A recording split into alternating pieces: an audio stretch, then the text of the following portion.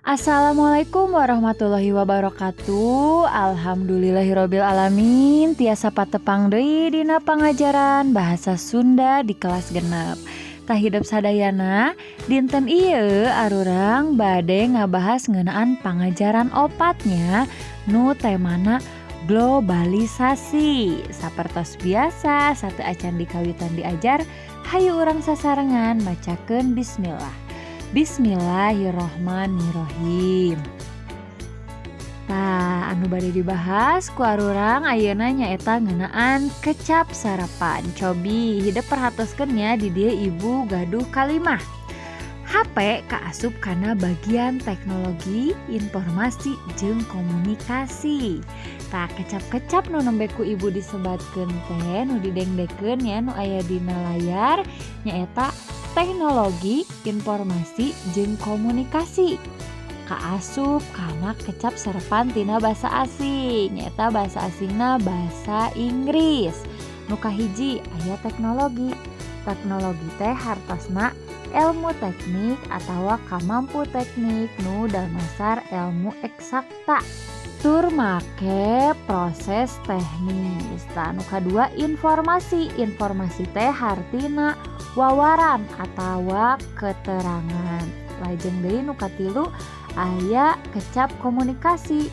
Hartina nyaeta proses ngirimkeun jeung narima pesen make medium nu tangtu nepi ka cangkem. Tah hidep sadayana janten naon nu dimaksud kecap sarapan teh?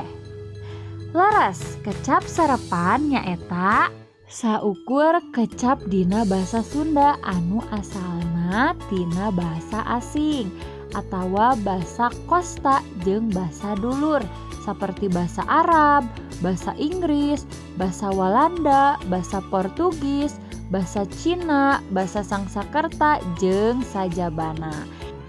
Tadi dieu ibu gaduh contoh kecap sarapan tina basa Arab. Di antarana aya abdi, abdi hartosna kuring. Aya abu, hartosna bapa. Aya akhir, hartosna pandeuri. Aya akal, nu hartosna pikiran. Jeung aya kecap alim, hartosna nyaeta luhur ilmu agamana. Tasalajengna aya contoh sarapan tina basa Cina. Tah nu kahiji aya kecap bolai. Bolai teh hartosna teu jadi atanapi teu tulus. Nu kadua cap. Cap teh nyaeta stempel, alat paranti nyirian surat atawa barang. Aya oge cap gome nu hartosna pesta agama Konghucu 15 poe sabada tahun baru Imlek. Nu kaopat aya cengkau nyaeta tukang ngadagangkeun barang batur ngarah batina atanapi di urang mah disebatna calo nya. Nu terakhir nyaeta aya dacin. Hartosna sadacin ukuran timbangan kira-kira 62,5 kg. Tah Bu, seueur keneh henteu contoh nu lainna. Tangtos seueur kenehnya contoh-contoh kecap sarapan tina basa Cina nu lainna. Tah lajeng deui nu katilu kecap sarapan tina basa Inggris. Aya agen nyaeta jalma atawa pausahaan perantara. Nu kadua komputer. Komputer tangtos hidep tos terangnya. Nu katilu airport anu hartosna pelabuhan udara. Lajeng deui aya Hayden nyaeta nyundul bal hartosna teh. Lajeng deui aya bodyguard hartosna nyaeta pangawat. Lajeng deui nu kaopat aya kecap sarapan tina bahasa Laten. Aya amoniak hartosna sabangsa gas nu pohara nyerengna. Lajeng deui aya anatomi nyaeta ilmu rucat. Nu katilu aya anti. Anti teh nyaeta lalawanan.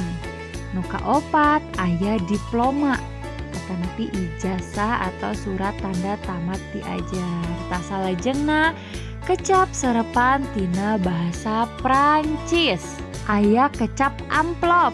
Nah, amplop teh nyaeta bungkus surat. Nu kadua aya apel ngumpul pikeun di absen. Sanes apelnya tapi apel ngecurek. Lajeng deui aya blokir ditingker atanapi dikepung. Nu kaopat aya federasi, gabungan sawatara organisasi. Lajeng deui nu kalima nyaeta final atanapi panganggesan. Tah salajengna nyaeta kecap serepan tina basa Portugis. Kira-kira aya naon wae nya? Nu kahiji aya kecap almari. Almari teh nyaeta lomari, wadah papakean. Nu kadua aya antero. Antero teh sakuliah. Anu katilu bako. Bako teh nyaeta sabangsa tutuwuhan nu daunna diolah jadi bahan ududeun. Ududeun teh ngarokok nya, kangge ngarokok. Nu kaopat nyaeta buludru. Buludru teh nyaeta sabangsa lawon nu buluna lemes, nu buluna lembut. Anu terakhir aya dadu. Dadu teh nyaeta kubus. Tah salajengna aya kecap serepan tina basa Sangsakerta. Aya adipati nu hartosna gelaran bupati baheula. Lajeng deui aya agama. Agama teh nyaeta kapercayaan kanu maha kawasa nya. Nu katilu aya aksara, gambar sora atau huruf.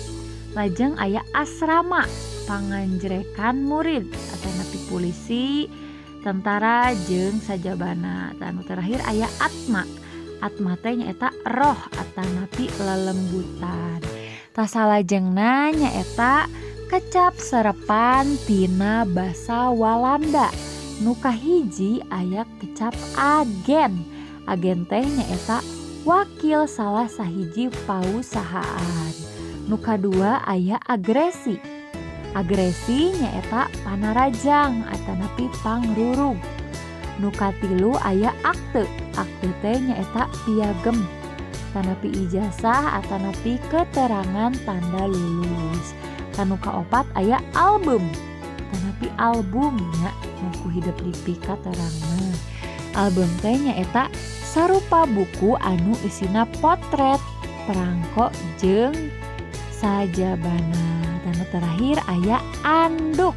Anduk teh nyaeta panyusut pikeun nuuskeun awak saenggeus mandi. Tah eta nuku ibu disebatkeun teh hiji-hijina mangrupa contoh tina kecap serepannya tina bahasa Cina, bahasa Arab, bahasa Inggris, Latin, Prancis, Portugis, Sangsakerta sareng Walanda.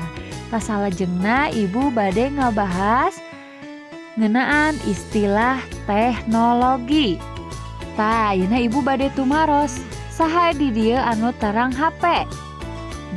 Tangtos hidup sadayana tos terangnya naon ari HP teh. Tah HP ieu teh kaasup oge kana kecap serepan tina bahasa Inggris. Nah kaasup oge kana istilah teknologi.